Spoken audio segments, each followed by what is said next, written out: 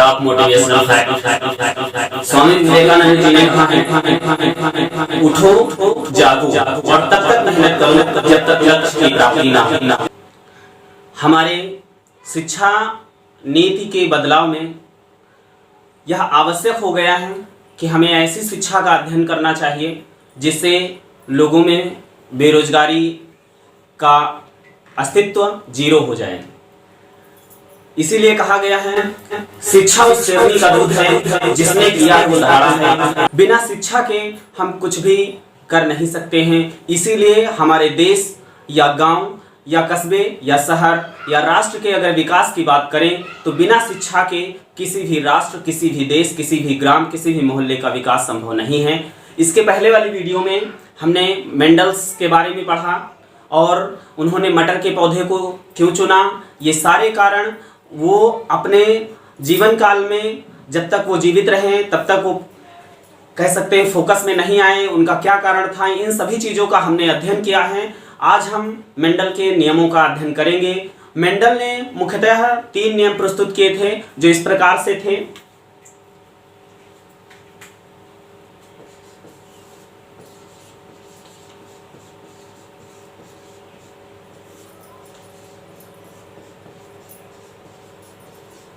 यहां पर मेंडल का पहला नियम था प्रभाविता का नियम, लॉ ऑफ डोमिनेंस।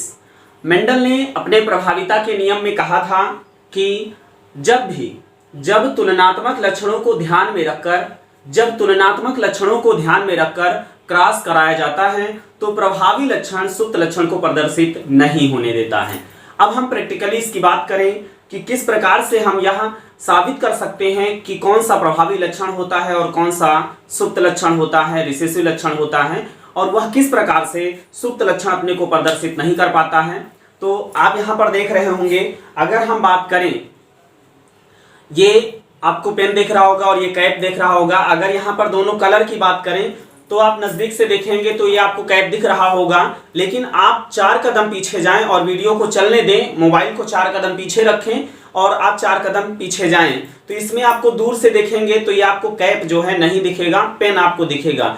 देखिए यहाँ पर आगे होने के बावजूद भी आपको दिखाई नहीं दे रहा है। अगर इसी बात को हम यहाँ पर ध्यान दें, इस कैप को उठा करके इसको पीछे रख दें, फिर भी आप नजदीक से भी देखेंगे, अगर आप नजदीक से भी देखेंगे तो आपको नहीं दिखेगा। उन सब का कारण ये है, यहाँ पर देखिए मेंडल ने कहा है कि जब तुलनात्मक, यहाँ पर तुलनात्मक लक्षण है कि नहीं, क्योंकि यहाँ पर एक छोटा और एक बड़ा है।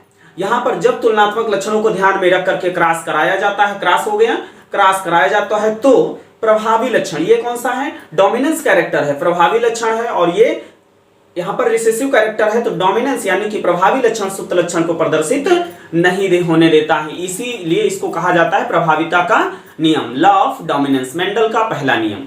अब हम बात करते हैं, यहाँ पर देखेंगे मेंडल ने अपने पहले नियम में बताया कि जो प्रभावी जो लक्षण थे, यहाँ पर अगर हम बात करें कि जैसे जो लंबे पौधे थे, जो लंबे पौधे को यहाँ पर दिखाया गया है, जैसे बात करें ये पौधे थे शुद्ध लंबे, ये पौधे कैसे थे, शुद्ध लंबे थे। अब शुद्ध लंबे पौधों के जीन्स जो थे डबल कैपिटल से दिखाया गया था, और यहाँ पर अगर हम शुद्ध बौनों की बात करें, शुद्ध बौने पौधे, तो इनको हम किस जीन्स से, डबल स्मॉल टी से इंगित करते हैं। अब यहाँ पर देखिए, अगर इन दोनों के बीच में क्रॉस कराया जाए तो F1 पीढ़ी की जो संतानें उत्पन्न होंगी उनके इस प्रकार से जीन्स होंगे। सबसे पहले हम गैमेट को अलग कर लेंगे, कैपिटल टी और यहाँ पर स्मॉल टी और स्मॉल टी। उसके बाद में यहाँ पर देखिए जब क्रॉस कराया जाएगा तो ये कैपिटल टी, हमेशा याद रखिए कैसे हम क्रॉस कराएंगे। क्रॉस एक बार आप सीख लीजिए, उसके बाद में कभी भी क्रॉस आपका गलत नहीं होगा। यहाँ पर देखिए पहले से आप चलना शुरू करेंगे तो आप पहले से मिल जाइए, क्योंकि आप ये समझ लीजिए कहानी के रूप में कि ये जींस कहेगा हम यहाँ पर दूर से चलना शुरू किए हैं तो हमें पहले से मिल जाने दीजिए। तो ये वाला जींस कहेगा ठीक है पहले वाले से ही मिल लीजिए, तो ये वाला जींस आपका पहले वाले से मिल जाएगा। और आप यहाँ पर ध्यान दें, इधर से इस ओर से आपका कैपिटल टी आ रहा है और इस ओर से देखें यहाँ पर स्मॉल टी आ रहा है। अब देखिए यहाँ पर हमने कहा था कि कैपिटल को हमने यहाँ पर पेन माना, कैपिटल को हमने यहाँ पर पेन माना और स्मॉल को कैप माना। कैप इधर से आ रहा है यहाँ पर और पेन ये। अब देखिए इनको अगर हम पास में इस तरह से करके देख लें तो आपको पेन ही दिखेगा। इसका मतलब क्या है, पेन क्या है, कैपिटल टी, यानी कि कैपिटल टी जो है डोमिनेंस कैरेक्टर है, प्रभावी लक्षण है। और प्रभावी लक्षण की उपस्थिति में ये रिसेसिव कैरेक्टर जो है, सुप्त लक्षण जो है, अप्रभावी लक्षण है, ये अपने आप को प्रदर्शित नहीं कर पा रहा है। मीन्स डोमिनेंस लक्षण जो है, डोमिनेंस कैरेक्टर प्रभावी हो रहा है लेकिन डोमिनेंस कैरेक्टर इसको प्रभावी होने नहीं देता है। तो ऐसे लक्षण जो पीढ़ी में दिखे ही ना तो उनको अप्रभावी लक्षण कहते हैं, रिसेसिव कैरेक्टर कहते हैं। जो अपने आप को प्रदर्शित करें उनको हम प्रभावी लक्षण या डोमिनेंस कैरेक्टर कहते हैं। तो देखिए जो F1 पीढ़ी है इसमें अब संतानें जो उत्पन्न होंगी, जो पौधे उत्पन्न होंगे वह कैसे होंगे। यहाँ पर देखिए संकर, संकर को हम अंग्रेजी में क्या कहते हैं बेटा, हाइब्रिड कहते हैं। क्या कहते हैं, हाइब्रिड कहते हैं। हाइब्रिड का मतलब ये होता है, आप मिक्स समझ लीजिए, खिचड़ी समझ लीजिए, क्योंकि खिचड़ी अगर चावल अलग है दाल अलग है तो उसे हम खिचड़ी नहीं कहते हैं। चावल और दाल को अगर हम मिक्स कर लें तो उसको खिचड़ी कहा जाता है। ठीक उसी प्रकार से यहाँ पर देखें दो जीन्स एक तरह के नहीं है, इनमें क्या है, डिफरेंस है, दोनों में डिफरेंस है। एक तो डोमिनेंस है और दूसरा रिसेसिव है, इसलिए यहाँ पर जब मिल गए हैं तो खिचड़ी बन गई और इसी खिचड़ी को हम क्या कहते हैं, हाइब्रिड कहते हैं, संकर कहते हैं। अब बात करें ये जो संकर है तो ये कैसा होगा, लंबा होगा कि बौना होगा। देखिए यहाँ पर लंबे वाला जीन्स जो है कैपिटल टी प्रभावी है तो हाइब्रिड क्या होगा, टाल होगा। हाइब्रिड क्या होगा, टाल प्लांट होगा। मीन्स ऐसे पौधे को हम क्या कहेंगे, संकर लंबा पौधा कहेंगे। अब देखिए ये कहेगा कि अब हमें इससे भी मिलना पड़ेगा, क्योंकि ये कैपिटल टी अब कहेगा कि आप इससे मिल चुके हैं एक बार, आपको दोबारा किसी ना किसी से तो मिलना ही पड़ेगा, लेकिन आप जिससे मिल चुके हैं उससे दोबारा आप नहीं मिल सकते हैं। तो ये वाला कैपिटल टी कहेगा ठीक है भाई हम इससे मिल चुके हैं तो चलो इस बार से इससे मिल लेंगे। तो यहाँ पर देखो ये ऐसे जाकर के इससे मिलता है। अब फिर देखिए वही काम होगा, जिधर से जिस ओर से ये एरो आ रही है और जिस ओर से ये एरो आ रही है उन दोनों अक्षरों को हम लिख देंगे। अब देखिए इधर से हम कैपिटल टी लेंगे बेटा और यहां से स्मॉल टी लेंगे। देखिए सेम जीन्स आ रहा है तो सेम जब जीन्स आ रहे हैं तो सेम कैरेक्टर होंगे और ये भी हो जाएगा आपका संकर लंबा पौधा। कैसा हो जाएगा, संकर, यानी कि हिंदी में लिख दें संकर लंबा पौधा। कैसा होगा बेटा, संकर लंबा पौधा। इसी तरह से आप ध्यान दें तो इसके साथ भी हो जाएगा। देखिए कैपिटल टी को दो बार यहां से मिला देंगे, इधर ध्यान दें, इधर से कैपिटल टी और यहां से स्मॉल टी आया और बन गया संकर लंबा पौधा। कैसा बना, संकर लंबा पौधा। यहां पर ध्यान दें कैपिटल टी आ रहा है इस ओर से और यहां से स्मॉल टी आ रहा है, तो कैसा पौधा बना, संकर लंबा पौधा। ये मेंडल का पहला नियम था जिसे लॉ ऑफ डोमिनेंस कहा गया है, प्रभाविता का नियम कहा गया है। इसको आप ध्यान से समझ चुके होंगे। अब हम एक बार फिर से रिपीट करते हैं, मेंडल का जो पहला नियम था जिसको लॉ ऑफ डोमिनेंस कहते हैं, कौन सा नियम कहते हैं, law of dominance. Law of dominance, प्रभाविता का नियम। प्रभाविता के नियम में कहा गया जब दो लक्षणों को ध्यान में रखकर क्रॉस कराया जाता है तो प्रभावी लक्षण सुप्त लक्षण को प्रदर्शित नहीं होने देता है। मीन्स कहा जाए F1 पीढ़ी में सभी संतानें संकर होंगी। अब यहाँ पर देखो संकर होने का मतलब होता है कि एक ही तरह के जीन्स नहीं है, यहाँ पर जो जीन्स हैं वो एक ही तरह के नहीं हैं, तो ये पीढ़ी F1 कहलाती है।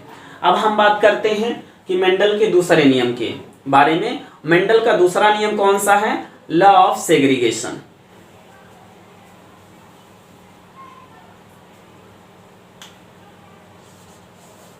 अब यहां पर बात करते हैं मेंडल का दूसरा नियम। मेंडल का दूसरा नियम कौन सा है, पृथक्करण का नियम है। कौन सा नियम है, पृथक्करण का नियम।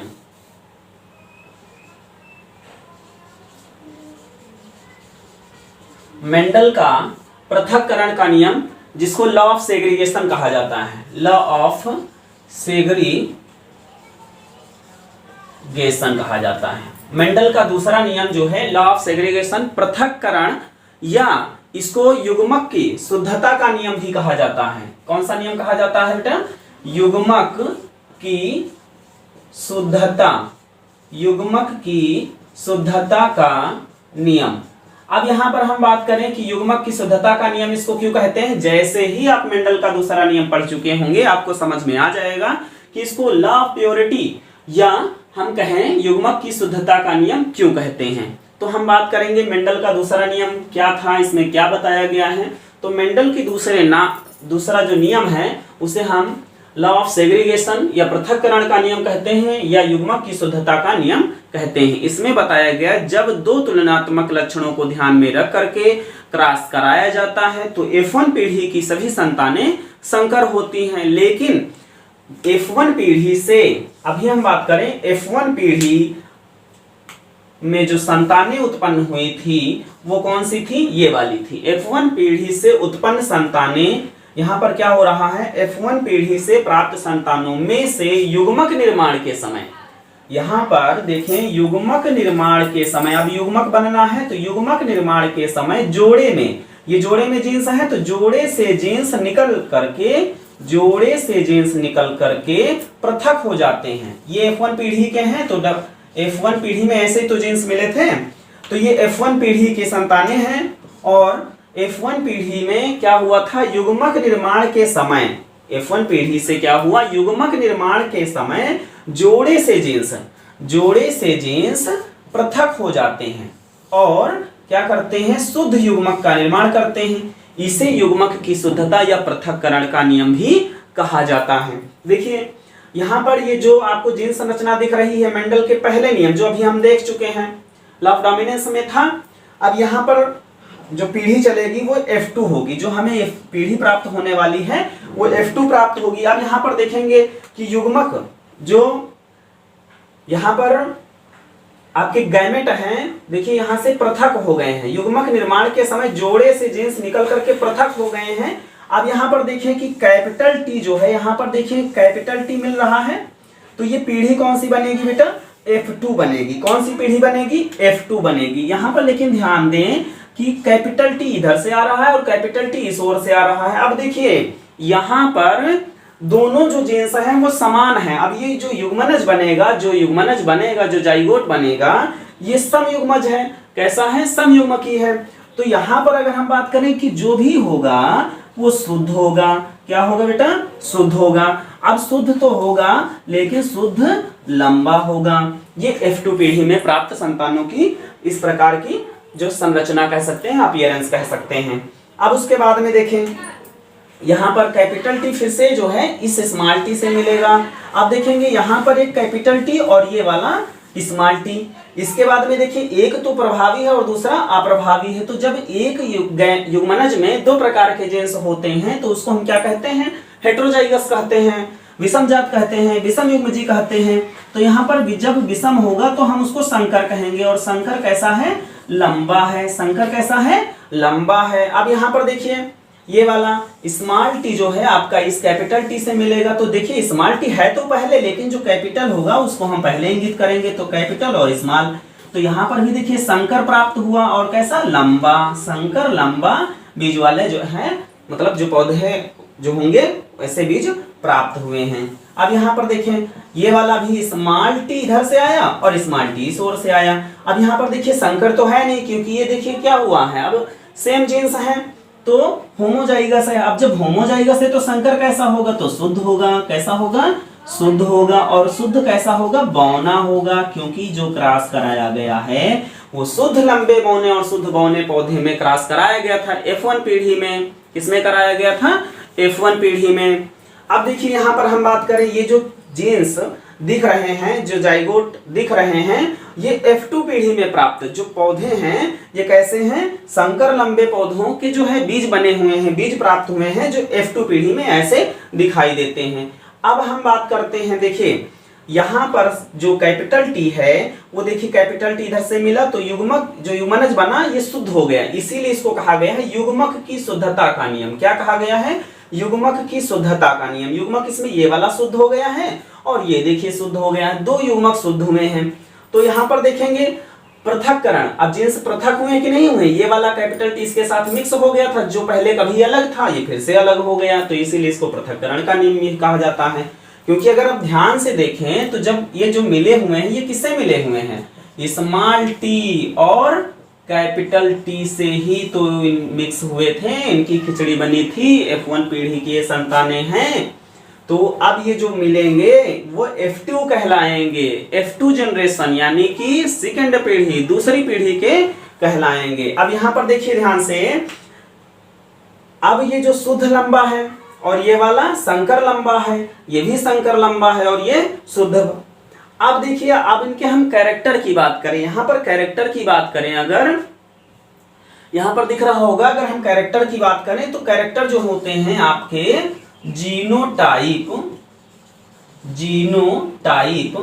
और फिनोटाइप होते हैं। कैसे कैरेक्टर होते हैं, जीनोटाइप और फिनोटाइप। इसके पहले वाली वीडियो में आपने पढ़ा होगा कि जीनोटाइप किसको कहते हैं और फिनोटाइप किसको कहते हैं। देखिए एक बार फिर से हम बता दें कि जैसे ये लिखा हुआ आपको दिख रहा है यहाँ पर कि इसको हम कहें बेटा कि पौधा कैसा है, तो आप कहेंगे कि जब इसको शुद्ध लंबा कहा गया है तो इसको भी शुद्ध लंबा कहा जाएगा। लेकिन ये हमने बना दिया और पूछ लिया आपसे कि जेनेटिक यानी कि जीनोटाइप है या फिनोटाइप कैरेक्टर है, तो इसको आप क्या कहेंगे बेटा, जीनोटाइप कहेंगे। क्या कहेंगे, जीनोटाइप कहेंगे, क्योंकि ये पता कैसे चला आपको, जीन संरचना को देखकर आपने बताया। लेकिन जब लिखा हो कि हम ये पौधा जो है लंबा होगा या पौधा बौना होगा, तो ये लक्षण बेटा देखिए इसमें कहीं जीन्स आपको दिखे, नहीं दिखे। अगर हम कह दें कि हमारे शरीर में कितने जो है लक्षण हैं या कितने गुणसूत्र हैं या किस गुणसूत्र पर कौन सा जीन्स चिपका हुआ है, कौन सा वंशानुगत या इनहेरिटेंस कैरेक्टर है, तो आपको दिखेगा, नहीं दिखेगा, क्योंकि वो जीन्स तो हमें दिखते नहीं है। तो जो दिखे ना वो जीनोटाइप हो जाएगा और जो हमें अपीयरेंस मॉर्फोलॉजिकली अपीयर हो वो फिनोटाइप कैरेक्टर कहलाएगा। तो देखिए ये वाले मॉर्फोलॉजिकल अपीयरेंस तो होगा नहीं, ऐसा नहीं कि पौधों को आप देख लिए और बता दिए कि जो है इसमें डबल कैपिटल होंगे, क्योंकि अगर देखिए आप गेस कर सकते हैं कि लंबा अगर पौधा है बेटा, अगर पौधा लंबा है तो आप ये कह सकते हैं कि या तो इसमें डबल कैपिटल टी होंगे या एक कैपिटल टी और एक स्मॉल टी होगा, यही कह सकते हैं ना। यदि बौना पौधा है तो आप क्लियर कह सकते हैं बेटा कि इसमें डबल स्मॉल टी होंगे। क्यों, क्योंकि आप गेस कर सकते हैं, जीन तो दिखाई नहीं देते ना, ये जो कैरेक्टर है ये आपको दिखाई देता है, यानी कि लंबा और बौना ये फिनोटाइप कैरेक्टर हो जाएगा। तो जीनोटाइप कैरेक्टर में अगर देखा जाए बेटा, तो अब हम बात करें कि जीनोटाइप का जो इनका अनुपात होगा, कभी कभी पेपर में अनुपात पूछा जाता है कि इनका अनुपात क्या होगा, तो जीनोटाइप इनका अनुपात जो होगा दो प्रकार का होता है, एक तो जीनोटाइप रेशियो होगा और दूसरा फिनोटाइप रेशियो होगा। तो जीनोटाइप में अगर ध्यान दें बेटा कि इसका जीन्स एक जैसा है, इसका जीन्स एक जैसा है और इन दोनों का जीन्स एक जैसा है। तो देखिए ये दो हो गए, ये एक रह गया और यहां पर देखें कि ये वाला भी अकेले रह गया बेटा। तो अगर हम इसको लिख दें एक, तो ये देखिए दो एक तरह के हो गए तो दो, और ये एक तरह का है तो एक। अब देखिए अनुपात क्या बनके तैयार हुआ बेटा, 1:2:1। ये कैसा अनुपात है, जीनोटाइप कैरेक्टर का अनुपात है। कैसा है, जीनोटाइप कैरेक्टर का अनुपात है। तो हम जीनोटाइप का अनुपात लिख सकते हैं बेटा 1:2:1। ये कैसा कैरेक्टर है, जीनोटाइप कैरेक्टर है। ठीक है, ये बात समझ में आई।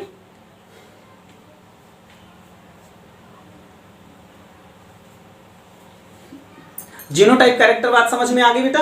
अब हम फिनोटाइप कैरेक्टर की बात करते हैं। फिनोटाइप होता क्या है ये पहले भी हम बता चुके हैं, इसके पहले वाली वीडियो में बता चुके हैं और अभी जस्ट बताए हैं कि जो हमें दिखाई दे, जो उसके शरीर को, जो उस जीवधारी को देख करके हमें पता चल जाए कि ये लंबा है, बौना है, कैसा है, झुर्रीदार है, ये सारे जो अपीयरेंस है, मॉर्फोलॉजिकल जो अपीयरेंस होते हैं, ये फिनोटाइप कैरेक्टर कहलाते हैं।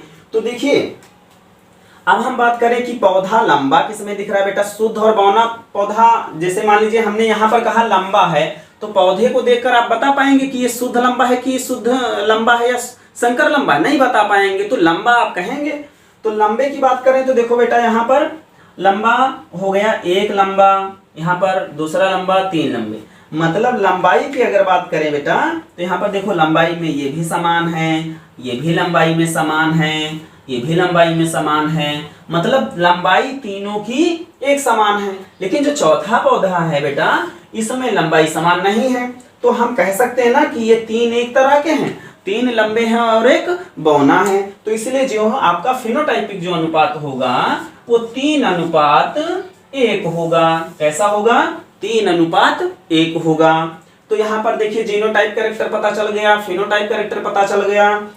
और इस तरह से मेंडल का जो दूसरा नियम है जिसे हम पृथक्करण या युग्मक की शुद्धता का नियम कहते हैं, ये कंप्लीट होता है बेटा। अब बात करते हैं मेंडल के तीसरे नियम की। अब हम बात करेंगे मेंडल के तीसरे नियम की। मेंडल का जो तीसरा नियम है वो डाई हाइब्रिड है, मीन्स द्विसंकर क्रॉस के आधार पर आधारित है। अभी तक जो हम पढ़ रहे थे वो मोनो हाइब्रिड थे। मेंडल का पहला नियम और मेंडल का दूसरा नियम जो आपका लॉ ऑफ डोमिनेंस और लॉ ऑफ सेग्रीगेशन है जो है ये मोनो हाइब्रिड है। और मेंडल का तीसरा नियम जिसको हम लॉ ऑफ इंडिपेंडेंट असॉर्टमेंट कहते हैं, वो मेंडल के कह सकते हैं डाई हाइब्रिड का जो सिद्धांत है या नियम है, मेंडल का जो तीसरा नियम है।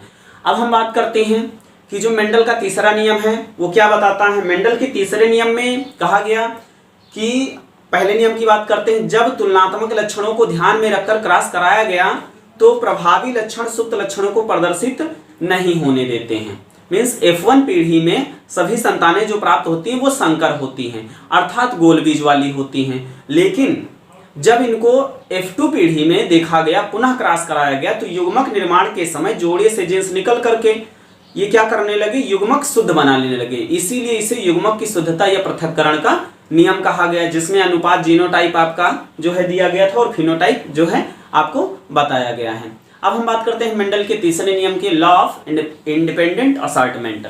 तो मेंडल का तीसरा नियम है law of independent assortment. Law of independent assortment means Mendel का तीसरा नियम में बताया गया, इसमें किसी भी प्रकार के दो या दो से अधिक तुलनात्मक लक्षणों को ध्यान में रखकर क्रॉस कराया गया और किसी भी प्रकार से प्रतिबंध नहीं लगाया गया, स्वतंत्र रूप से अव्यूहन को होने दिया गया, मतलब स्वतंत्र रूप से अव्यूहन इनको करने दिया गया, जिससे कि इनमें स्वतंत्र रूप से अव्यूहन होने के पश्चात इसमें जो दो तुलनात्मक लक्षण लिए गए थे, यानी कि बीजों का आकार और बीजों का रंग, वो हम कह सकते हैं एक बीज से दूसरे बीज और दूसरे बीज से पहले वाले बीज तक ही सीमित नहीं रहा, क्योंकि इसमें स्वतंत्र रूप से अव्यूहन हुआ और नए बीजों या नए रंग वाले बीजों या नए आकार वाले बीजों का भी यहाँ पर निर्माण हुआ। और इसमें हम अनुपात की बात करें तो आप नियम के लास्ट में पढ़ेंगे, इनका जो अनुपात होगा वो 9:3:3:1 होगा। अभी ये अनुपात आपको नहीं समझ में आया होगा, कोई बात नहीं, जैसे मेंडल का नियम आपका कंप्लीट होगा आप कहेंगे अरे वाह ये अनुपात तो हम भी निकाल सकते हैं। ठीक है, तो आगे बढ़े। देखिए मेंडल ने जो तीसरे नियम में बीजों को चुना था तो बीजों का रंग क्या लिया था, बीजों का रंग, बीजों का जो रंग था बेटा वो कैसा था, पीला था। और बीज जो आकार में बात करें, इनका जो आकार था वो झुर्रीदार था। कैसा था, झुर्रीदार था। अब यहाँ पर देखेंगे कि इसके अलावा और भी लक्षण थे, तो यहाँ पर ध्यान दें कि जो डबल कैपिटल वाई और डबल कैपिटल आर, यहाँ पर double small Y double small R, इनके मध्य जब क्रॉस कराया गया तो जो गैमेट या युग्मक जो प्राप्त हुए वो कैपिटल वाई यहाँ पर और उसके बाद में फिर कैपिटल आर। तो इसको हम यहाँ पर नहीं बल्कि टेबल में समझेंगे। किसमें समझेंगे, टेबल में समझेंगे, ताकि आपको कंफ्यूजन ना हो, आप बड़ी ही आसानी से समझ जाएं। तो इस नियम को समझने के लिए आपको टेबल समझना पड़ेगा बेटा। टेबल कैसे बनाएंगे आप ध्यान से देखें।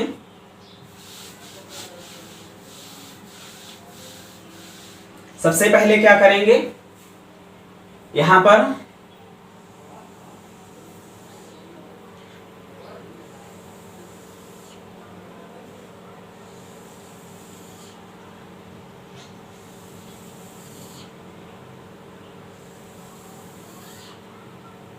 इसको इस तरह से मिला लें।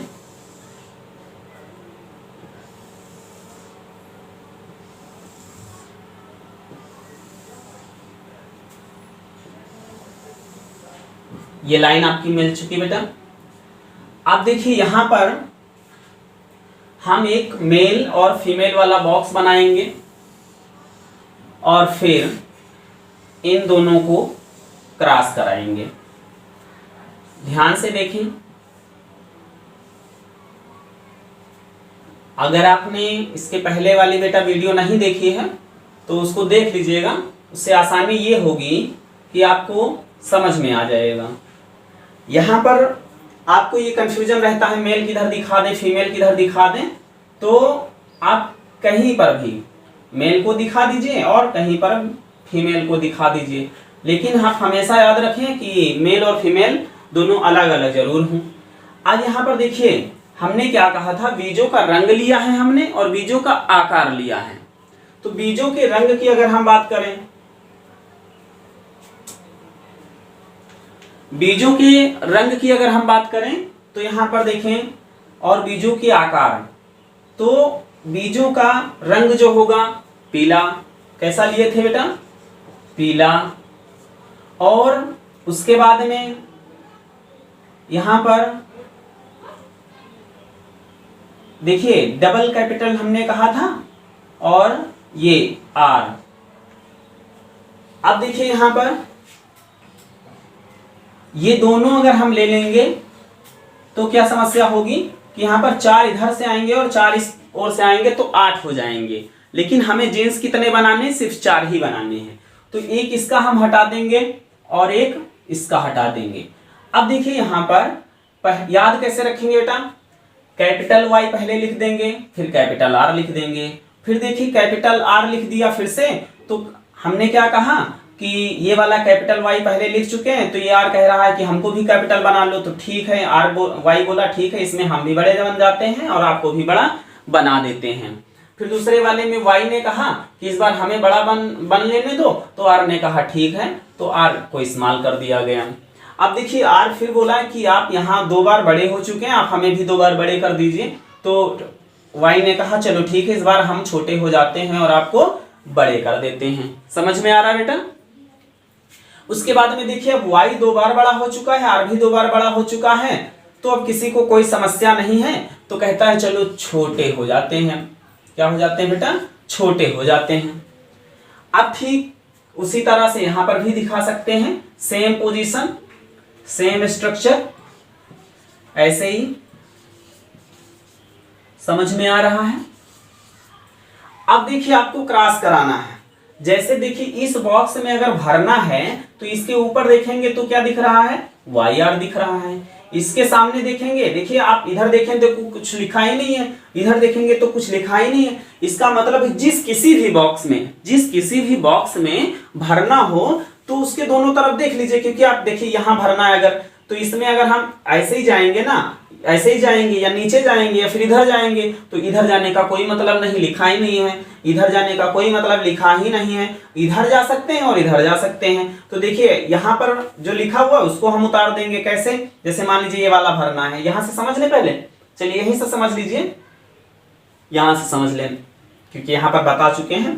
तो देखिए यहाँ पर इधर से क्या आएगा बेटा, कैपिटल वाई, यहाँ पर भी क्या है कैपिटल वाई, यहाँ पर भी क्या है स्मॉल आर, क्या है स्मॉल आर, और यहाँ पर क्या है स्मॉल आर। अब यहाँ पर ध्यान दीजिए कि बीज कैसा है, बीज जो है पीला है, बीज कैसा है पीला है। और कैसा है, देखिए आर को हमने गोल यानी कि पीला वाई से, तो आर जो है गोल से कहा था, ठीक है। अब देखिए जो आर का कह सकते रिसेसिव होगा वो कैसा होगा बेटा, वो झुर्रीदार होगा। कैसा होगा, झुर्रीदार होगा। और येलो यानी कि पीले का रिसेसिव क्या होगा, यहाँ पर हरा होगा। तो आप समझ चुके होंगे।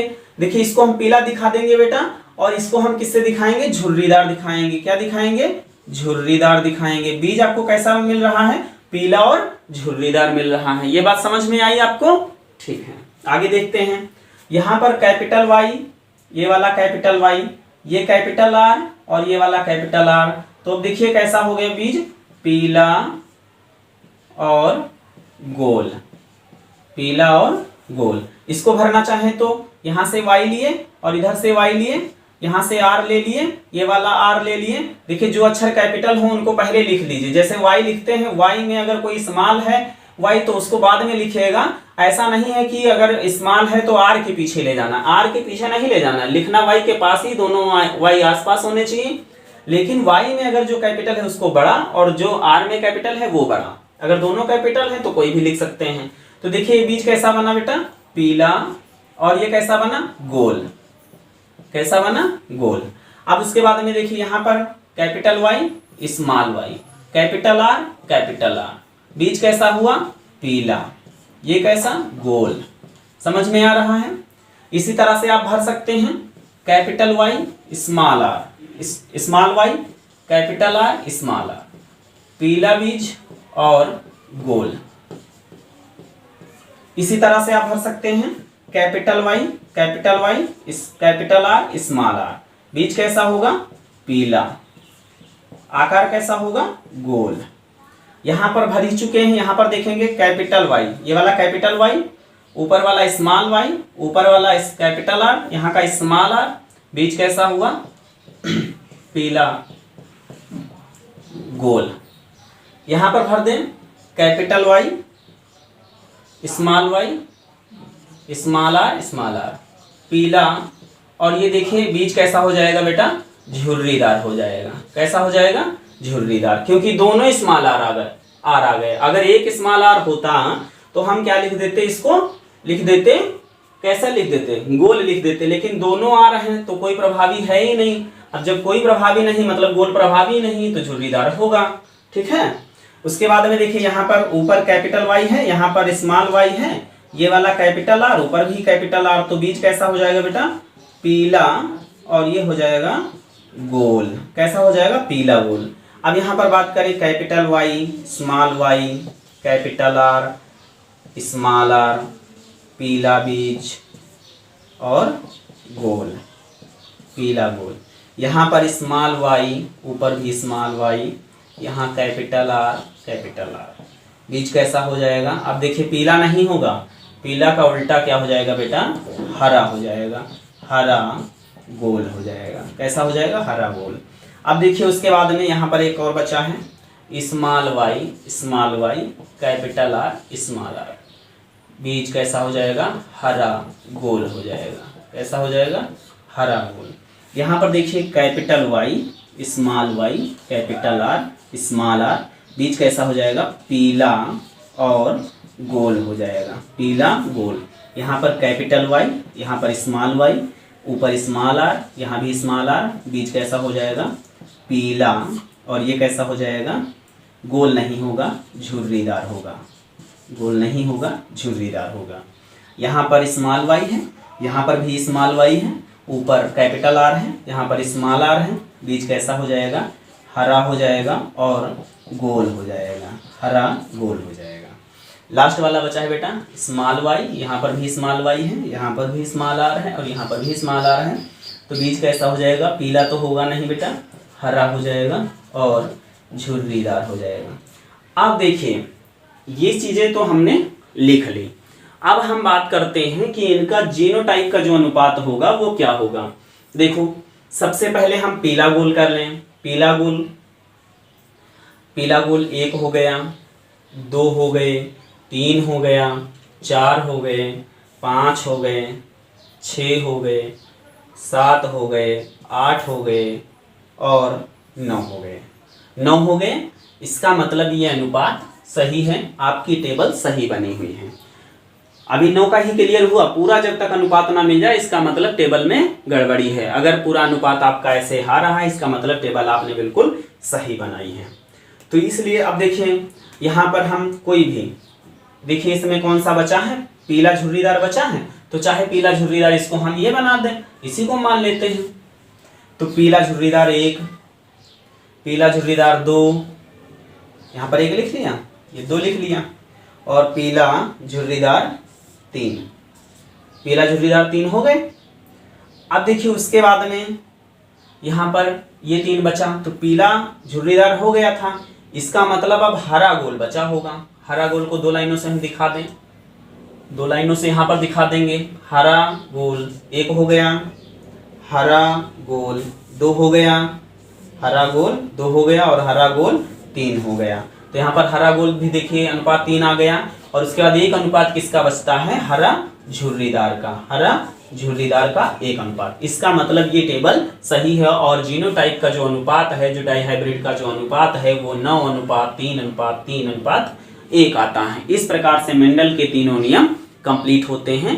अब हम इसके बाद में अगली वीडियो में ह्यूमन सेक्स डिटर्मिनेशन, पक्षियों में लिंग निर्धारण, मधुमक्खी में लिंग निर्धारण, और रुधिर वर्गों की वंशागति, इसके अलावा हीमोफीलिया, वर्णांधता, रतौंधी, हाइपरट्राइकोसिस, नेफ्राइटिस आदि वंशानुगत हम रोगों के बारे में अध्ययन करेंगे।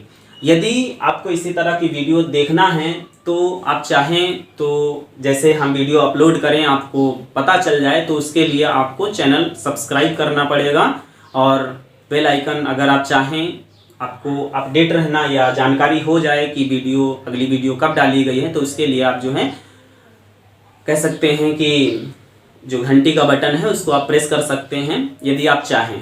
थैंक्स फॉर वॉचिंग, फिर मिलते हैं आपको नेक्स्ट वीडियो में।